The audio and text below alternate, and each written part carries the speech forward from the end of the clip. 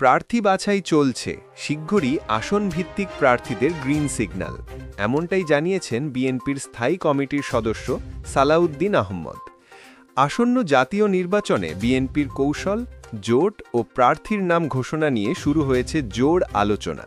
আসুন জেনে নিই পুরো বিস্তারিত।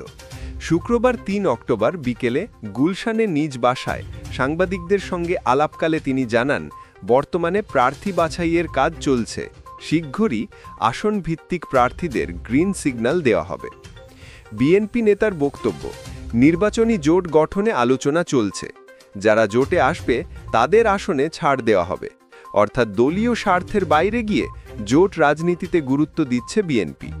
তিনি স্পষ্ট করে বলেন, নির্বাচন কেন্দ্রিক কোনো কর্মসূচি এখন দেওয়া হবে না, তবে চলমান জনসংযোগের কার্যক্রম আরও বাড়ানো হবে, অর্থাৎ সরাসরি আন্দোলনের বদলে মাঠ পর্যায়ে যোগাযোগ বাড়াচ্ছে বিএনপি। সালাউদ্দিন বলেন, দল হিসেবে আওয়ামী লীগের বিরুদ্ধে এখনও কোনো মামলা হয়নি। আগামী নির্বাচনে দলটির অংশগ্রহণ নিয়ে চূড়ান্ত সিদ্ধান্ত নেবে বিচার বিভাগ ও জনগণ।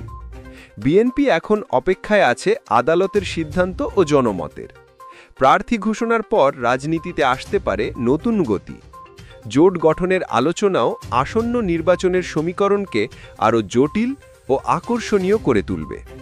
সালাউদ্দিন আহমেদের এই বক্তব্য আসন্ন নির্বাচনের কৌশল সম্পর্কে নতুন ইঙ্গিত দিয়েছে।